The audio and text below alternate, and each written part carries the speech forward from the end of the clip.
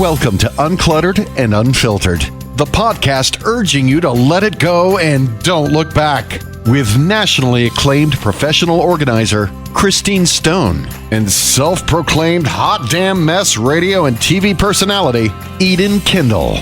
Welcome everybody to Uncluttered and Unfiltered, the podcast for women over 50. My name is Kendall. Christine Stone is a professional organizer, so any organizing tips you take away from this will certainly only be from her and not me, but be careful, you might just learn something. How are you? Good. How are you after the race? Oh, well. So how am I? Great. I just sat there and clapped and, we have a very, very big weekend event here in North Florida called the Donna Marathon Weekend. And our mayor, coincidentally, she's now our mayor, but she used to be a news anchor in town, Donna Deegan, who has had 3 bouts with breast cancer, has this gigantic marathon weekend to finish breast cancer. Yes. It's called the Marathon to Finish Breast Cancer. I ran the half marathon and it goes right by your house. Yes, which is so fun. Isn't that funny? Yeah. I love that I get a chance to see you, but it was fun. But what happened the next day was, this always happens on a Sunday.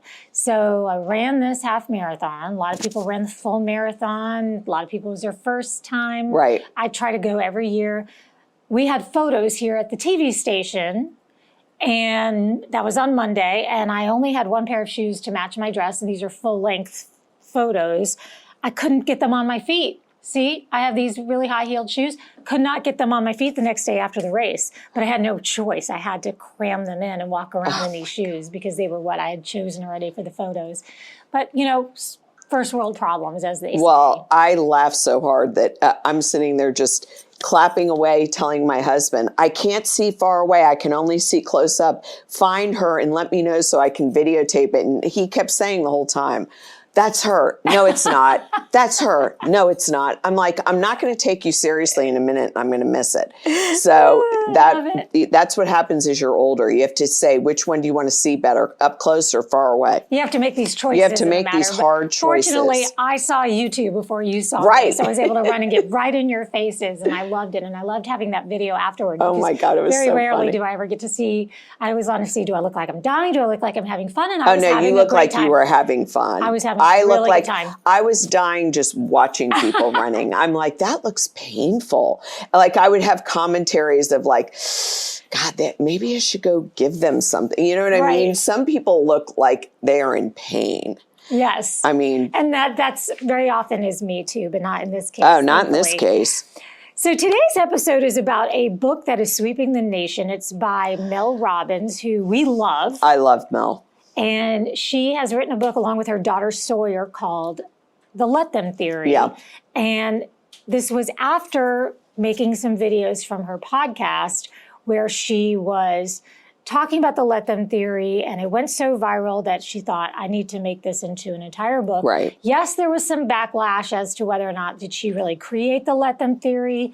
I don't know that she ever really said she created it, but whether she did or she didn't, she's the one who wrote a book. So that's what we're talking about today. And I think when you get as big as she is, you're going to have backlash because people want to, poo-poo all over whatever good things are happening. So I kind of ignore that a little bit. Did you let them? You just said, I just said, you know what? You're going to always have those detractors and people who are not happy for your success, whatever it may be. Listen, I think she's amazing. Yes. So when she speaks at you so confidently, like when she says, listen and do this. She even has a book or a podcast called This Is What You Should Do. She's very specific and intentional. But when we discussed the idea that we should read this book and also the Brooke Shields book and talk about it on the podcast, I didn't realize you were stressing out. Oh my God. Why? Because I wrote this down because I couldn't even remember. The last time I read a book, a real book, was the James Fry when he was on Oprah's book club, Million Little Pieces. Oh, okay. That's been a minute. Okay. And Prince of Tides. Oh my gosh. Were my kids even born when that came out? Right. No, I wasn't even married. Okay. So I was like, how am I going to do this? And then my daughter said, do it on tape. And I Audible. And I go, what? She goes, you can listen to it. It's like a podcast, but it's a book. So I go on and I'm listening, but I don't want to tell you because I feel like I'm cheating. Little does she know. And I consider myself a prolific reader. I read. Right. I'm always reading a book. But here's what I guess I should also mention when I tell people I'm reading a book. I'm not reading it, I'm listening to it. Okay, So well, I didn't know that. Every single book that I've read since you've known me, I have only listened to it because in my mind, it's the same thing. I have absorbed everything that the author wrote. And what I love about when I read a book that is a memoir, I feel like the author told me their life story personally. Like Cher, I feel like I know her right now so well because she just read me her life story. So it's great. And the narration on the Let Them book is fantastic. Is fantastic. You feel like she's your best friend and you're sitting at her house and she's telling, I thought that's better than reading the book. Sorry, everybody, but I really, really did. I thought that the way she even gets emotional while she's reading it, it just feels more authentic and more real, in my opinion. It was great. So now what we aim to do is discuss the book, the premise, not in a way where you don't need to go out and get the book. Right. But in a way where if you're never going to go out and get the book, you at least can benefit from the words that we read. But I think you're going to want to listen to it, or at least some of her podcasts where she discusses it. Getting an opinion from women over 50 too, because you and I both had a couple opinions. We did. Not everything did we agree with. Yeah. Well, not everything was really relatable to people over 50 either, like some of the things. So it's a twofold premise. It's let them, let me. So let them means, oh, your friends all went out and had a happy hour and they didn't invite you and you only just found out from seeing it on social media. Let them. Let them. They're grown women. They can invite who they want to invite. But let me think about, should I do some reaching out on my own? Should I be the one maybe suggesting some get-togethers so they know I'm game for the next one? Should I, drop these friends? What should I be doing about it? So let them, and then let me. So most of it is common sense. I thought a lot of it was, and what happened was, I couldn't get the Jerry Maguire scene out of my head. Let me help you. Once she said it once, I'm like, oh God, now I can't get that Cuba Gooding Jr., Tom Cruise scene out of my head because that's all I kept thinking about. Let me help you. But one of the things I loved too was she was talking about her son's prom. Yep. And this was a classic example of using the let them philosophy, which is he didn't put a lot of planning into his prom. He asked her at the last minute. The date, he is asked by his mom, Mel Robbins, does he want a corsage? And he's like, nope, she doesn't need a corsage. She does not let them. She goes and gets a corsage anyway because she's like going to be the hero if at the last minute he needs a corsage. And then not only that, doesn't plan for where they're going to go eat afterwards. Right. There's no reservation in place, and she's losing her mind. Versus what let them would be, which is let them go. Let them show up to the restaurant and not get a table. Let them stand in the rain because they didn't plan. Let these things happen. And I am that mom that would have bought that corsage. I am the mom. I don't know what happened, but my older daughter said, oh, I need a boutonniere. I said, the prom is tomorrow.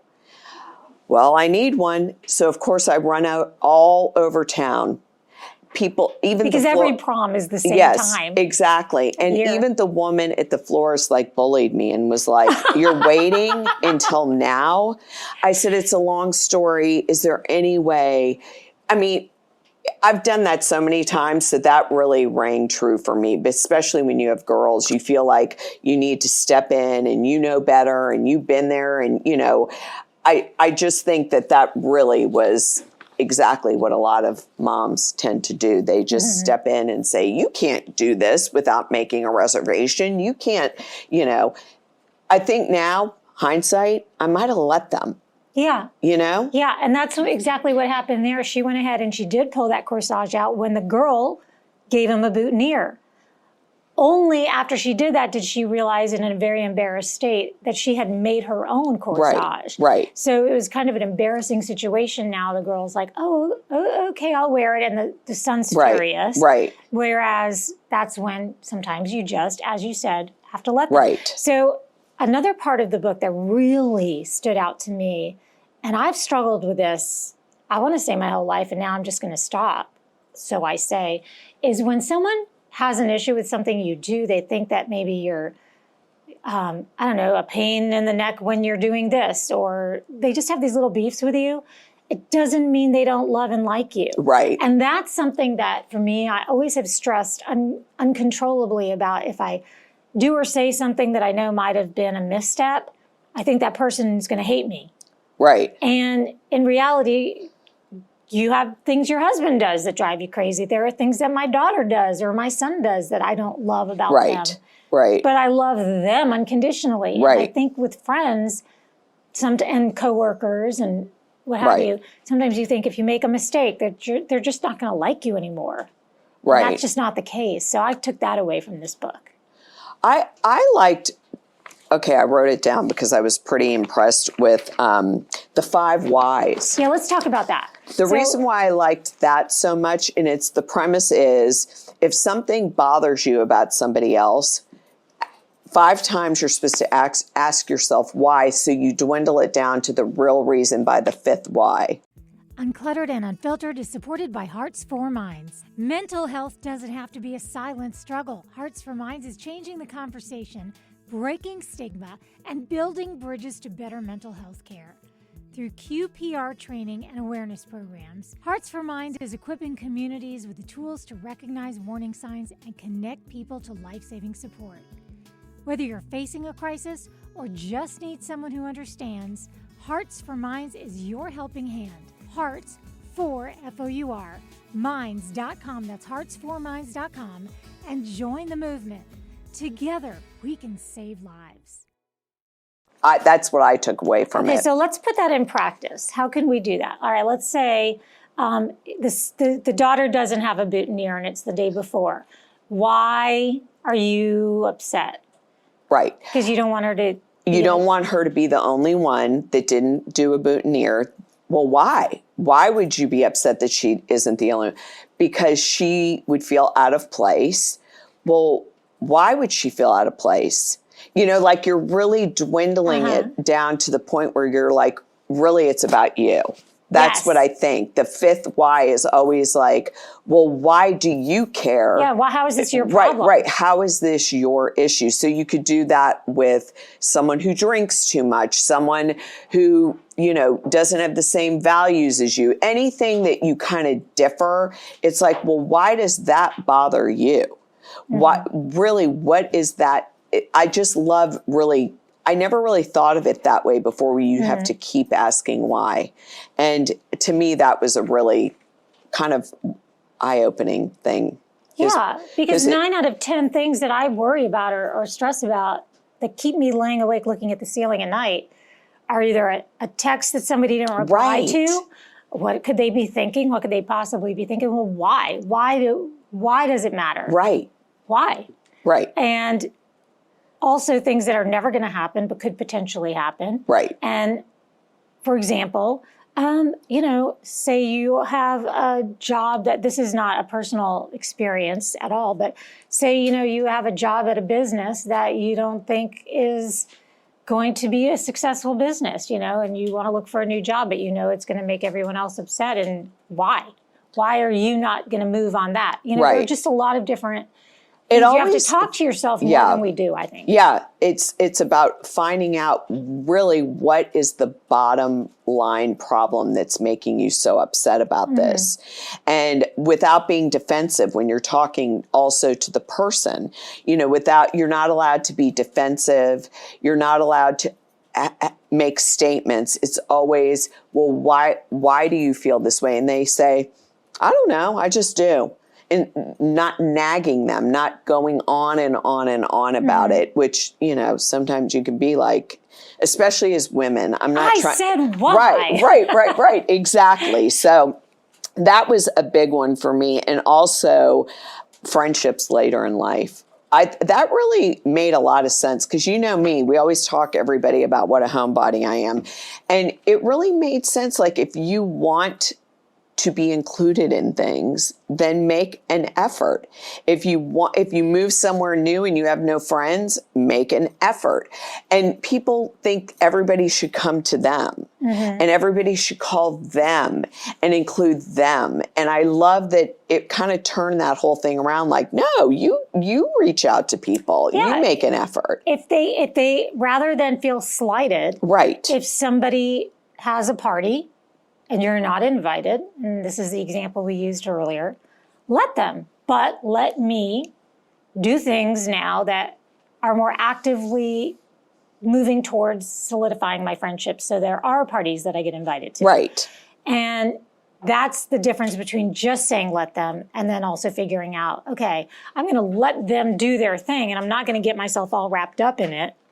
But I'm also going to take some action and I'm not going to sit back and let it happen again because, fool me once, shame on you. Fool me twice, shame on me kind of thing. That's not something from the book.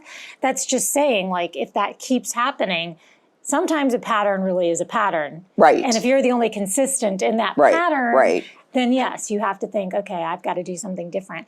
I love the section, even though it doesn't apply to me on dating, because when she's talking to these young women and saying, if you're getting nothing back in your texts, that's how he feels or she feels. Right. You have to, if they want to show you who they are, let them. Right.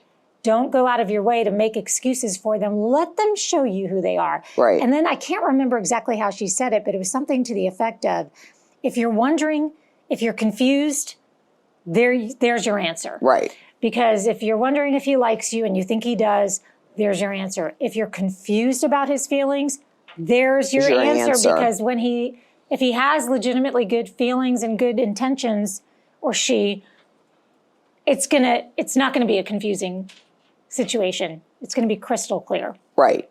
Well, and I saw on TikTok one of these where they put a bunch of Carrie and Big scenes together, but they put them together for how pathetic she was on Sex and the City? Yeah, and constantly, going after him even though he wasn't interested. Yes. And they clipped them all together. And I thought about that because I'm like, oh my God, when you see it like that, you're like, gosh, she was just driving that man insane and like kind of just really inappropriate when you see it all lined up together and not letting him make any moves or any feelings really towards her, of course, until the movie.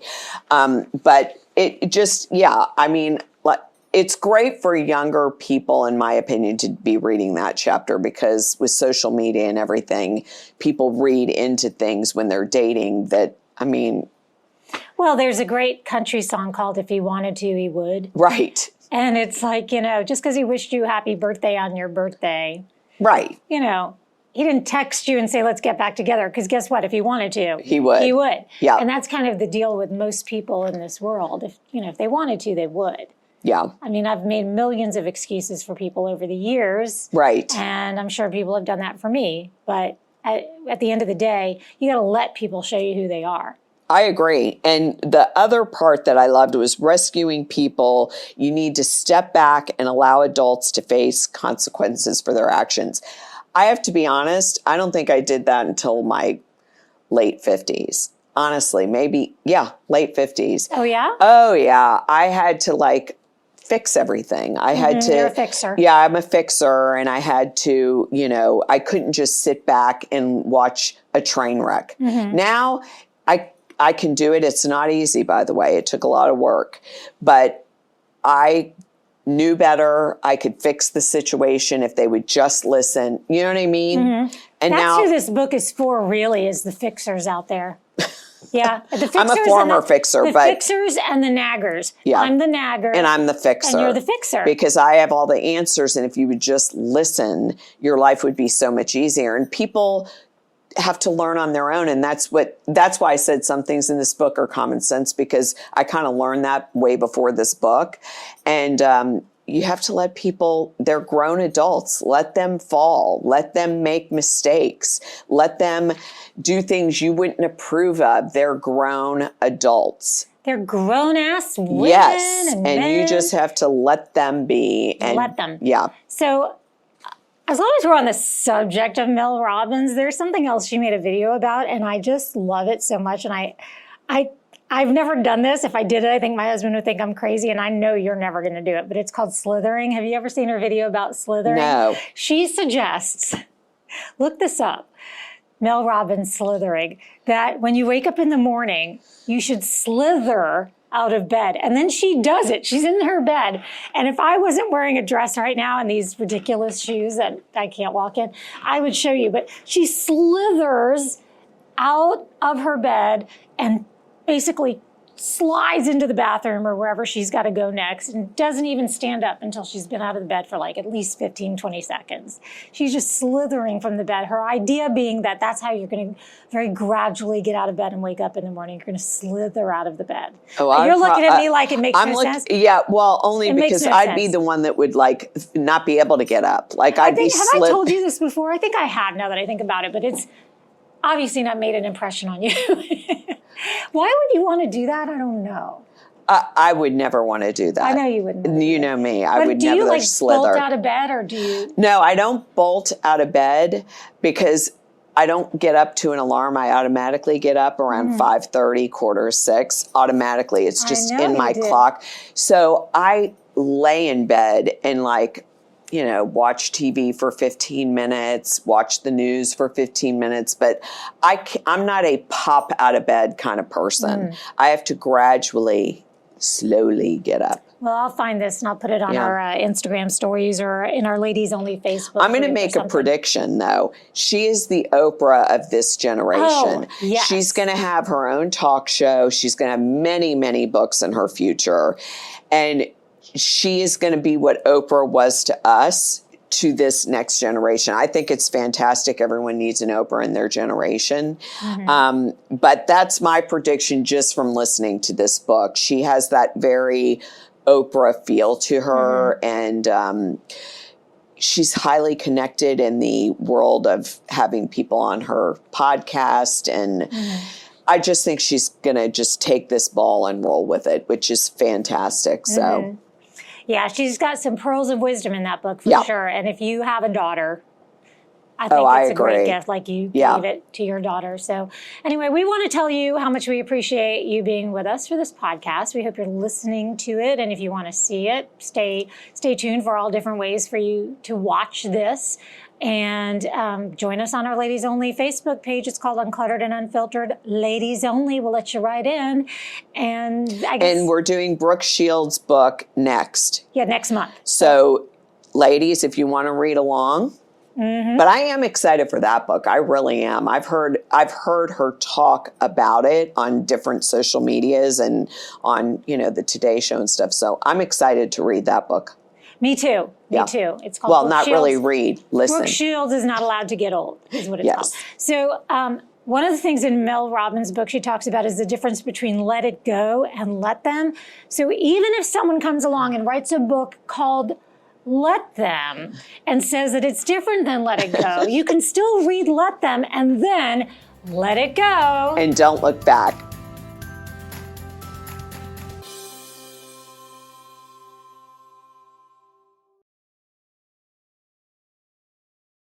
This is the story of the one.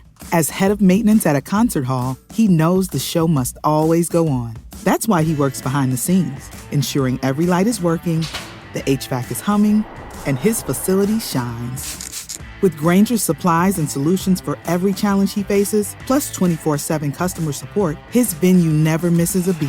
Call quickgrainger.com or just stop by. Grainger, for the ones who get it done.